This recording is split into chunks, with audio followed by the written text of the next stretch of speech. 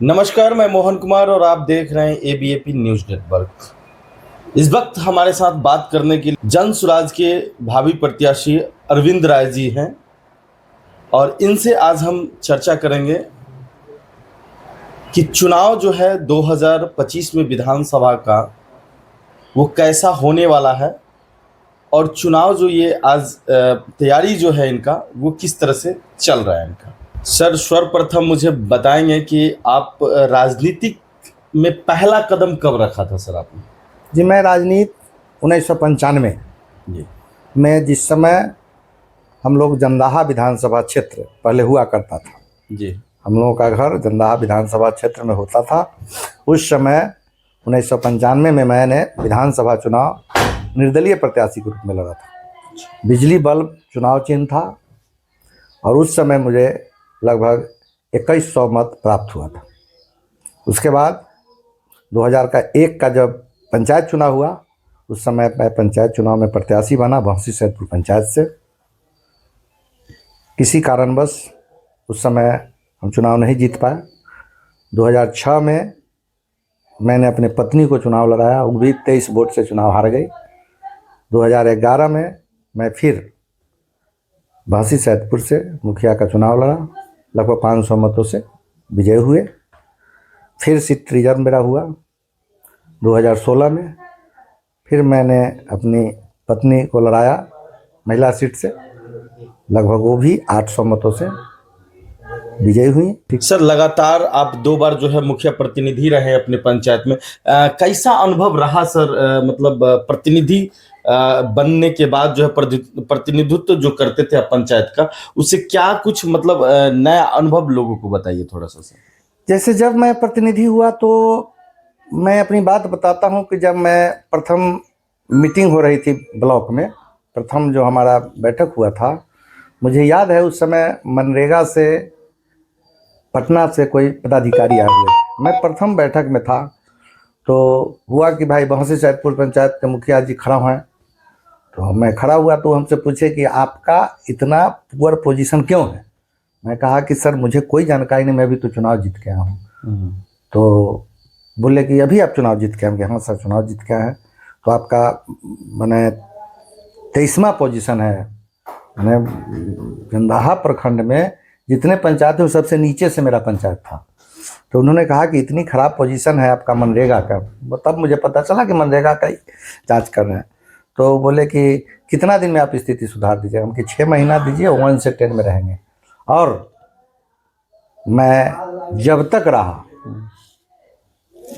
11 से 16 तक, मैं जब तक रहा, हमारा पंचायत प्रखंड में 1 to 3 और जिला लेवल पर 1 to 15 के नीचे रहा। चलिए, एक और सवाल रहेगा सर आपके लिए। अब तो विधानसभा का चुनाव है 2025 में, अगर चुनाव लड़ते हैं यहाँ से महनार विधानसभा में, जिस तरह से आप तैयारी कर रहे हैं उस तरीके से लग रहा है कि इस बार अगर आपको जनसुराज अगर मौका देती है तो किन किन एजेंडों पे जो है आप इस बार का चुनाव आप लोग लड़ने के लिए मैदान में आए हैं सर? देखिए, हमारी पार्टी का और हम लोगों का और खासकर हमारे बिहार प्रांत का मेन मुद्दा बेरोजगारी है। शिक्षा यहाँ है ही नहीं। अभी हम आ रहे थे तो मैंने 2-3 विद्यालय में देखा, टीचर 10, बच्चा 20। अब बताइए 20 बच्चे पर 10 टीचर हैं। अब जोड़ लीजिए 20 बच्चे 100, लगभग 10 लाख रुपया पेमेंट, और बच्चा है 20। अब जोड़ लीजिए एक बच्चा पर 25,000 रुपया पड़ रहा है एक महीने का। ये स्थिति है बिहार के विद्यालयों का। सिर्फ यहाँ पढ़ाई के नाम पर खिचड़ी। इंटर में आइए तो सिर्फ पढ़ाई नहीं, डिग्री बेची जाती है। अगर आपकी सरकार अगर बनती है तो शिक्षा व्यवस्था को किस तरह से सुधारिएगा सर आप? शिक्षा व्यवस्था को मॉडल शिक्षा व्यवस्था हम लोग लागू करेंगे। प्रशांत जी ने कहा है कि जब बिहार में शिक्षा को सुधारना होगा तो थोड़ा समय लगेगा। जब तक हम शिक्षा को नहीं सुधार पाएंगे तब तक जितने भी बिहार के बच्चे सरकारी स्कूल में पढ़ते हैं उनके माता पिता को 1,000 रुपया प्रति महीना उनके खाता में भेजा जाएगा कि अपने बच्चों को अच्छे से अच्छे स्कूल में पढ़ाइए। अच्छा, ये हमारी पार्टी का मुख्य एजेंडा है। अच्छा, महनार विधानसभा के जो जनता है, आम पब्लिक जो है, उनके लिए आपका क्या राय है, क्या विचार है उनके लिए? किन एजेंडों पे जो है सो आप काम करेंगे सर महनार में? महनार विधानसभा जी।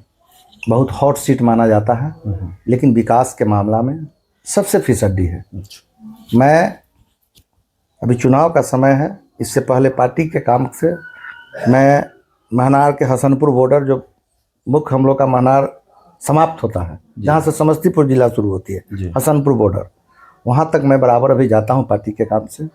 इधर आप कल्याणी चौक हो गया, उधर हरप्रसाद जाते हैं, उस दिन कल्याणी चौक से भीतर घुसे हैं तो इतनी खराब रास्ता कि एक एक ठूना पानी लगा हुआ है, लगता है कि रोड है ही नहीं।